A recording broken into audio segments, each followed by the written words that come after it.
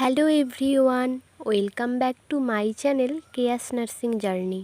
আশা করি তোমরা সবাই ভালো আছো। তোমাদের করা কিছু কমেন্টের মধ্যে আজকে একটি কমেন্টের আমি রিপ্লাই দেব।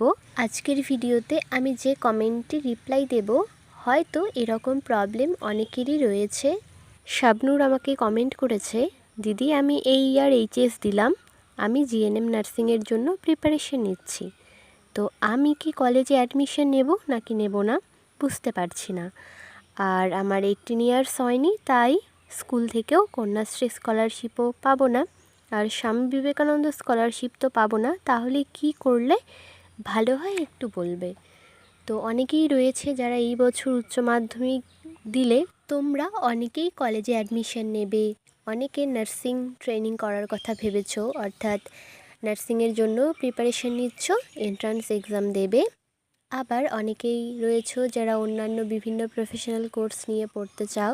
তোমরা যারা এএনএম জিএনএম এন্ট্রান্স এক্সামের জন্য প্রিপারেশন নিচ্ছ, অর্থাৎ নার্সিং ট্রেনিং করতে চাইছো, তোমরা ভাবছো কলেজে অ্যাডমিশন নিলে যদি এরপরে তোমরা নার্সিংয়ে চান্স পাও, তাহলে সেক্ষেত্রে কি তোমাদের কোনো অসুবিধা হতে পারে, অর্থাৎ রেজিস্ট্রেশন ক্যান্সেল বা মাইগ্রেশন নিতে হবে, এরকম কোনো প্রবলেম কি আসতে পারে?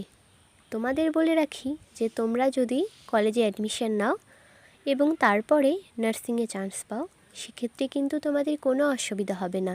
না তোমাদের রেজিস্ট্রেশন ক্যান্সেল করতে হবে, আর না মাইগ্রেশন সার্টিফিকেট নিতে হবে। তবে এখানে একটা বিষয় রয়েছে, কলেজে যদি তোমরা কোনো অনার্স কোর্সে অ্যাডমিশন নাও, তাহলে সেক্ষেত্রে তোমাদের পড়তে হবে। আর তোমরা যদি কম্পিটিটিভ এক্সামের জন্য প্রিপারেশন নাও বা এএনএম জিএনএম এন্ট্রান্স এক্সামের জন্য প্রিপারেশন নাও, তাহলে একটু হয়তো অসুবিধা হবে। তাই তোমাদের যদি ইচ্ছে থাকে নার্সিং ট্রেনিং করার বা অন্যান্য কম্পিটিটিভ এক্সামের জন্য প্রিপারেশন নাও তোমরা, তাহলে সেক্ষেত্রে তোমরা অনার্স কোর্সে অ্যাডমিশন নাও নিতে পারো। আমার মনে হয় উচ্চ মাধ্যমিকের পর এএনএম জিএনএম এন্ট্রান্স এক্সাম যদি তোমরা দাও আর সেই সঙ্গে কলেজেও অ্যাডমিশন নাও, সেটা ডিস্ট্যান্স হোক বা কোনো প্রোগ্রাম কোর্সে হোক, তো সেক্ষেত্রে তোমাদের প্রিপারেশনে খুব একটা কোনো এফেক্ট পড়বে না। আর তোমরা যদি কেউ চাও যে কলেজে অ্যাডমিশন না নিয়ে খুব ভালো করে প্রিপারেশান নেবে যাতে তোমরা প্রথম বছরই নার্সিংয়ে চান্স পাও, তাহলে তো খুব ভালো বিষয়।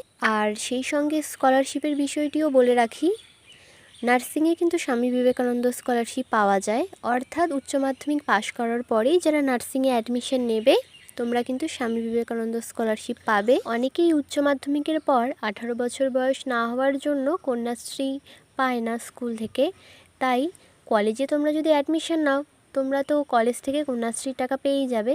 আর যদি কলেজে অ্যাডমিশন না নাও, তাহলে সেক্ষেত্রে ভয়ের কোনো ব্যাপার নেই, কারণ তোমরা যদি নার্সিংয়েও চান্স পেয়ে যাও, নার্সিং কলেজ থেকেও কন্যাশ্রী পাবে।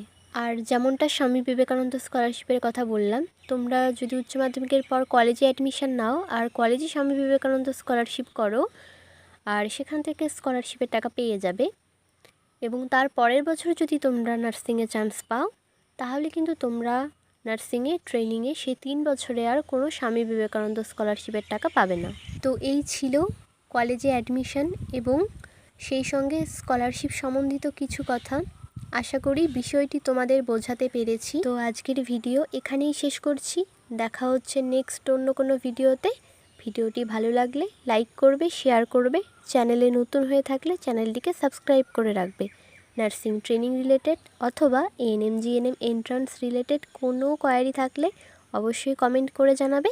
ভিডিওটি শেষ পর্যন্ত দেখার জন্য অনেক ধন্যবাদ।